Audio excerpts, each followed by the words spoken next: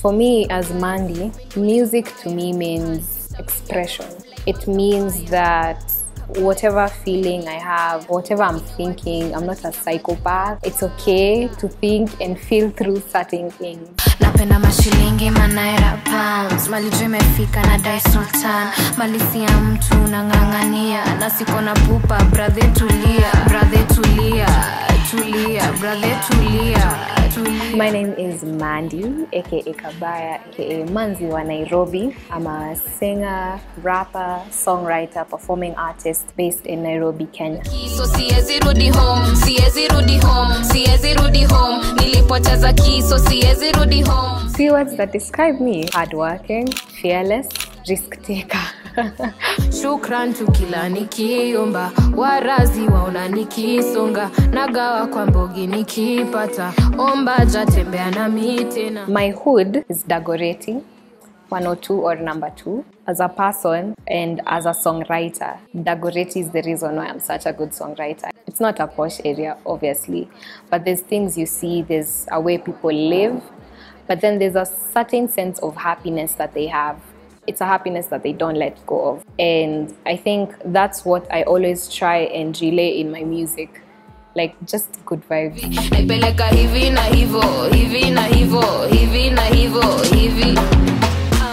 I grew up around family, and during holidays, we'd always have music playing. I loved how music made everything better.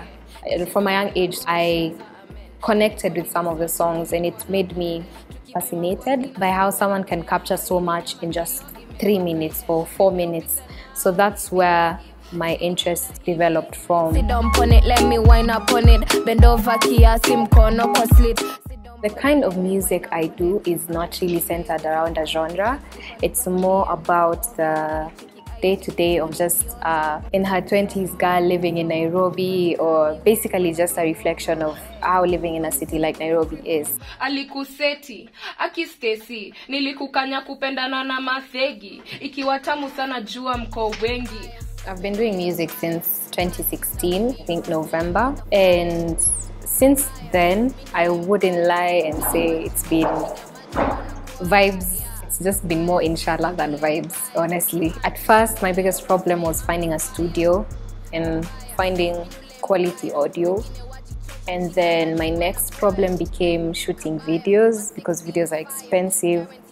And I was in uni, and I couldn't go and tell my mom, help me. She didn't say she'd finance, she said she'd support, but not monetary value. But I'd say I always found a way. I think that's my best trait. Like, I always find a way. So even if I had issues with videos, if you go to my channel, you'll see videos that date back to 2018 and their quality, and you wouldn't even believe how much I spent on them. And no one would believe how much I spent. But throughout that whole time, I had a support system. I had producers who are willing to work with me because they believe in me, or a videographer who saw the vision or liked the song and chose to shoot. I'd say audio and visual were probably my biggest issue. Another one was airplay, because, you know, even before the Gengetone era, getting your music played anywhere was a huge task. So I think more or less after that, and after the industry opened up a bit more, it became a bit easier. And with growing as an artist and becoming more popular, it gets easier. But I'm still not quite there in terms of airplay, but we'll get there eventually.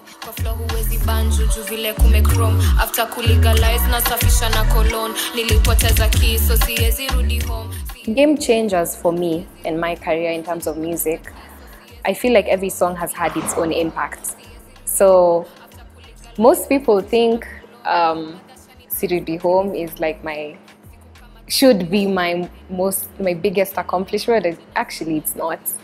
I think my biggest one is Shash na Lip Gloss, personally to me. But if we look at numbers, if we look at interaction, all that, it will take us back to Sirudi Home. But personally, as an artist, it was Shash, because I think at the point, there wasn't much going on for me, there wasn't much growth. But then someone picked this song off YouTube, took it to Twitter, became a whole thing. And I think that's how artists even such as Ndovu or Major or even Fena got me off Twitter. And that's how we did a song. So for me, I'd say that was my breakthrough song. And in as much as it wasn't as impactful to everyone else, it was to me and my career, because without Shash, we wouldn't have Sirudi Home. For me, meweza linko Compass ni shash na lip gloss ATM card kundiko Vodona chase na chito.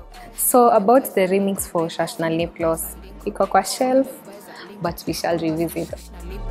For me, meweza linko.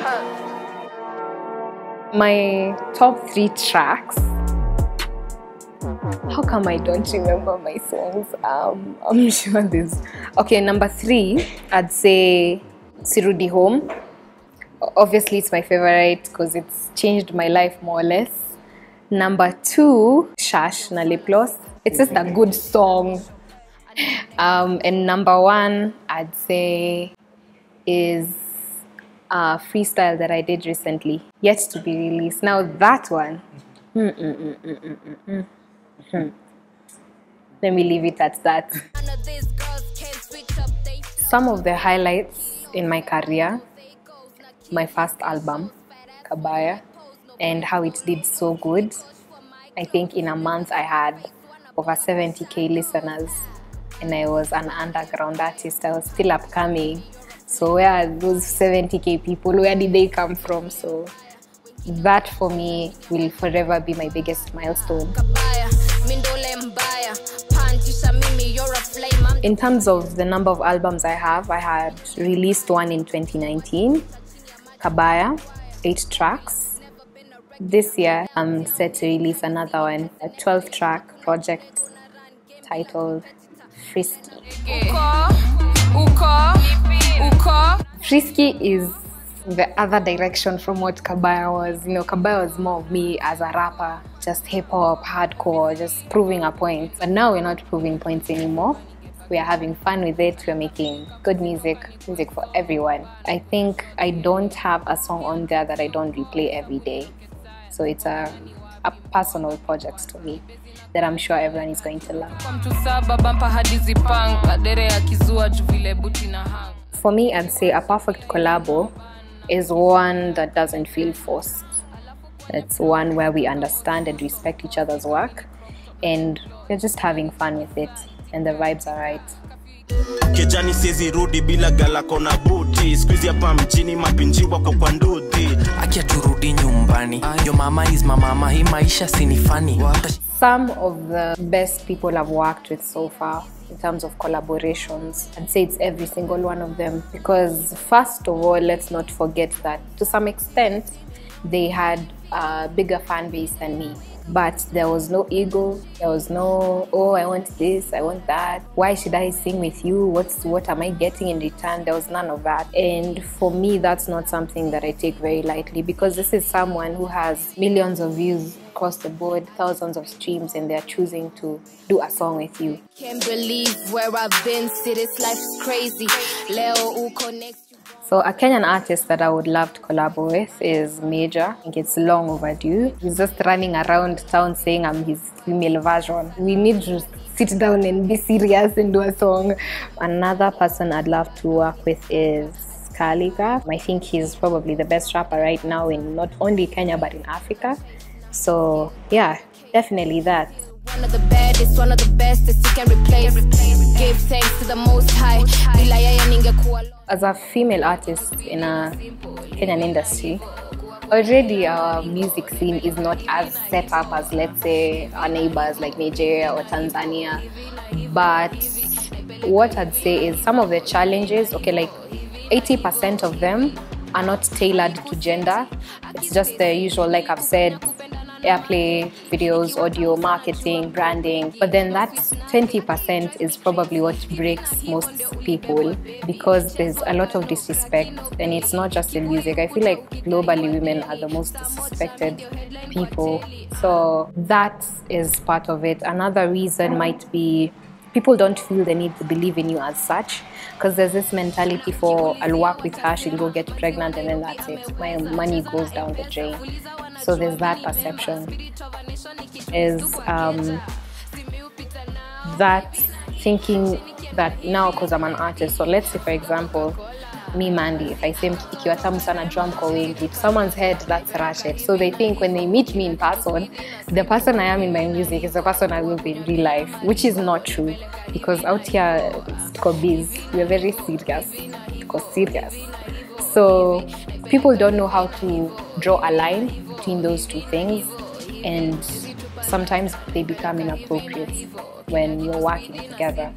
However, what I'd advise is, if you feel like someone is getting a bit too comfortable, or if you're supposed to be talking about the color grade of your video and they start asking, wow, you looked great, cut it there. You can cut it there, but just know at the back of your mind, this is not someone you're going to work with again. Because, sorry to say, men become very entitled. And as much as you're paying someone, they feel like you owe them their time. So yeah, if you see those tiny red flags, just avoid them. It doesn't matter what it's going to cost you.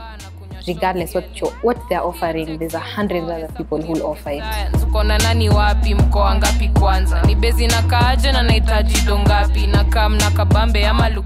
To my fans, my supporters, my Kabaya gang, thank you for walking through this journey with me. And if it wasn't for you guys, I probably wouldn't be here. Other people wouldn't know me if you didn't fight for me as hard as you do. And I promise I'll continue making music that you love, and music that will be impactful, more or less.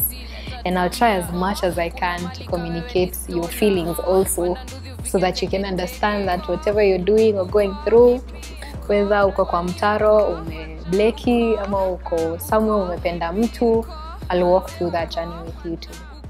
So keep supporting Kabaya.